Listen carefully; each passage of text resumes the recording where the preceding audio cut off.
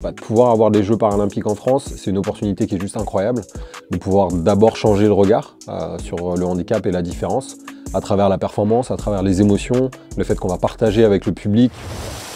Je m'appelle Arnaud Assoumani, je suis médaillé d'or paralympique et recordman du monde de 100 en longueur.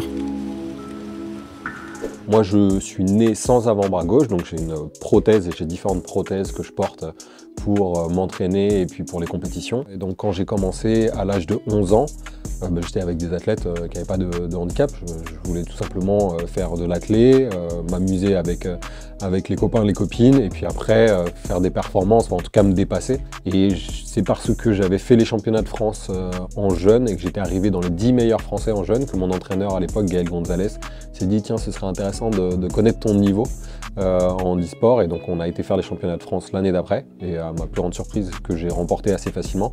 Et on s'est rendu compte à ce moment-là que les performances que je réalisais déjà à 17 ans m'emmenaient dans les 3 meilleurs mondiaux, et c'est comme ça que, on va dire, tout a commencé au niveau international ensuite.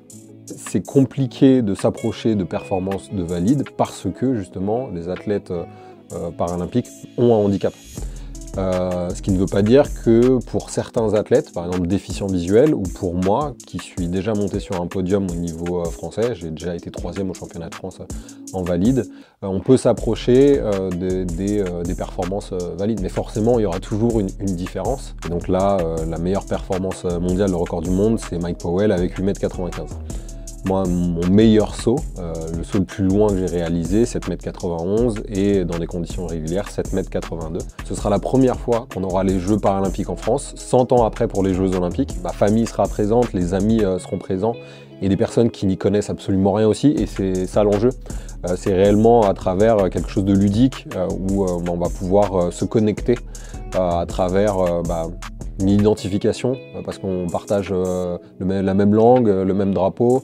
On va se reconnaître à travers des athlètes.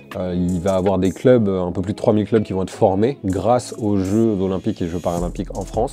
Donc ça permet justement aux jeunes de se dire ok, je vais regarder les clubs qui sont à côté de chez moi, moi je m'intéresse à tel sport. Est-ce que je peux en faire? Et au final, oui, le club en fait peut m'accueillir. Il peut y avoir beaucoup de craintes, il peut y avoir aussi pas mal de peur par rapport à des moqueries, soit déjà reçues, soit des choses qu'on peut projeter. Nous, on est là justement pour passer le message. Non, en fait, allez-y, parce qu'on est passé par là. On est passé par là. Et justement, si on est là aujourd'hui, c'est pour pouvoir vous montrer que c'est possible. Et l'enjeu, c'est pas que tout le monde devienne sportif de haut niveau. Pour ceux qui le peuvent et qui le veulent, c'est génial. Mais l'enjeu, c'est surtout de juste pouvoir s'amuser, se faire plaisir. Et parce que le sport et l'activité physique, c'est d'abord un enjeu de santé publique et de bien-être. Donc ça, c'est plus important.